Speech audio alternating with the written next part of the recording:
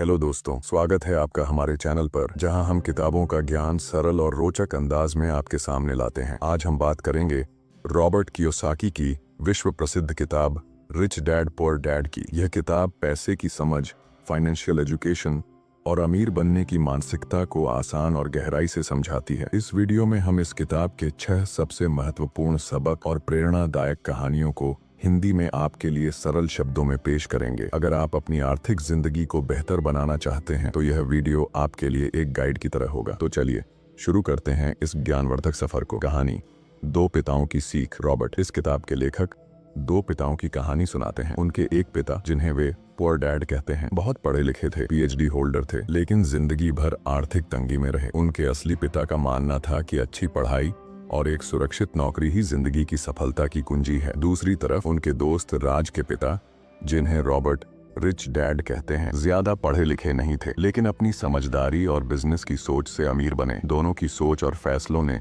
उनकी जिंदगी को पूरी तरह अलग दिशा दी। इस किताब में रॉबर्ट इन दो पिताओं की सीख के जरिए हमें बताते हैं कि पैसा कैसे काम करता है और अमीर बनने का रास्ता क्या है। पहला सबक, अमीर लोग पैसे के लिए काम नहीं करते। एक गांव में एक किसान था जो अपने बैल को काम करवाने के लिए उसके सामने एक रस्सी पर गाजर लटकाता था। बैल उस गाजर को पाने की लालच में दिन भर मेहनत करता, लेकिन गाजर उसे कभी नहीं मिलती थी। यह गाजर एक छलावा थी। ठीक उसी तरह बहुत से लोग पैसे के लिए मेहनत करते हैं, लेकिन वह पैसा उनके लिए एक सपना बनकर रह जाता है। अमीर लोग पैसे के लिए काम नहीं करते, बल्कि पैसा उनके लिए काम करता है। डर और लालच हमें एक चक्रव्यूह में फंसा देते हैं, जिसे रिच डैड राइट रेस कहते हैं। लोग ज्यादा मेहनत करते हैं, ज्यादा कमाते हैं और फिर ज्यादा खर्च करते हैं। इससे वे कभी अमीर नहीं बन पाते। रॉबर्ट के रिच डैड ने उन्हें सलाह दी कि डर और लालच को अपने ऊपर हावी न होने दें। अपने दिमाग से सोचें, न कि भावनाओं से। अपनी जिंदगी की जिम्मेदारी खुद लें और पैसा कमाने की बजाय उसे अपने लिए काम करने की सोच बनाएं। दूसरा सबक, फाइनेंशियल लिटरेसी सीखें। 1920 के दशक में एक बड़ी मीटिंग में कई अमीर बिजनेसमैन शामिल हुए, लेकिन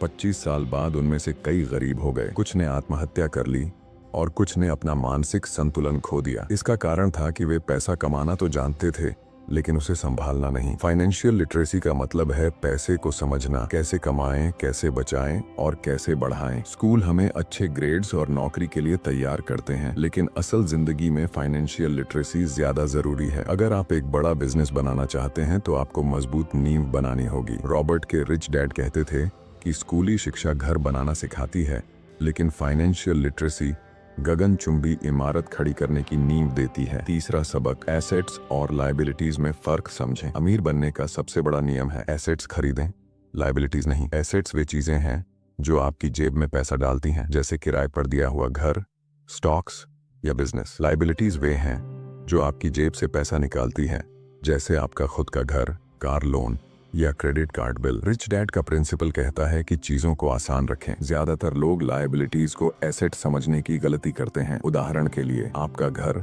जिसमें आप रहते हैं एक लायबिलिटी है, क्योंकि उसका रखरखाव और लोन आपकी जेब से पैसा निकालता है। लेकिन अगर आप घर खरीदकर उसे किराए पर दें तो वह एसेट बन जाता है। अमीर लोग एसेट्स बढ़ाते हैं जो उनकी कमाई को दोगुना करते रहते हैं। चौथा सबक, अपने बिजनेस पर ध्यान दें।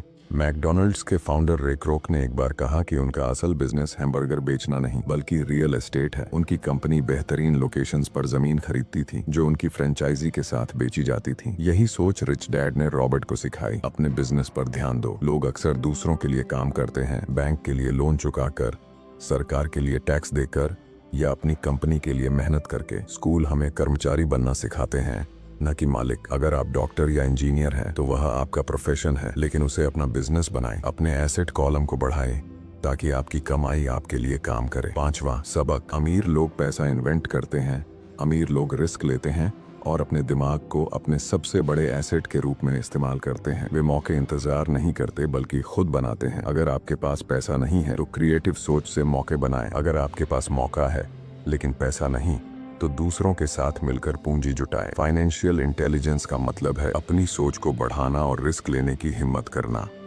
छठा सबक, सीखने के लिए काम करें, पैसे के लिए नहीं। रॉबर्ट ने एक बार एक पत्रकार को सलाह दी कि वह सेल्स क्लास ज्वाइन करे ताकि वह अपने लेखन को बेचने का हुनर सीख सके। पत्रकार को यह छोटा काम लगा, लेकिन रॉबर्ट ने बताया कि वे खुद भी सेल्स सीखने गए थे। रिच डैड का मानना था कि जिंदगी में सीखना सबसे जरूरी है। नौकरी की सिक्योरिटी के पीछे भागने की बजाय नई स्किल्स सीखें। रॉबर्ट ने अपनी अच्छी नौकरी छोड़कर मैरिन कॉर्प्स ज्वाइन किया ताकि वे लीडरशिप और मुश्किल हालात को हैंडल करना सीख सकें। बाद में उन्होंने जेरोक्स में सेल्स की ट्रेनिंग ली क्योंकि वे अपनी शर्मिंदगी को दूर करना चाहते थे। सीखने की इस सोच ने उन्हें अपनी कंपनी शुरू करने की हिम्मत दी। रिच डैड पुअर डैड हमें सिखाती है कि अमीर बनने के लिए मेहनत से ज्यादा जरूरी है सही सोच और फाइनेंशियल लिटरेसी। अपने डर और लालच को नियंत्रित करें, एसेट्स बढ़ाएं, अपने बिजनेस पर ध्यान दें और हमेशा नया सीखते रहें। अगर आपको यह वीडियो पसंद आया तो लाइक करें, शेयर करें और हमारे चैनल को सब्सक्राइब करें। आइए इस ज्ञान को अपनाकर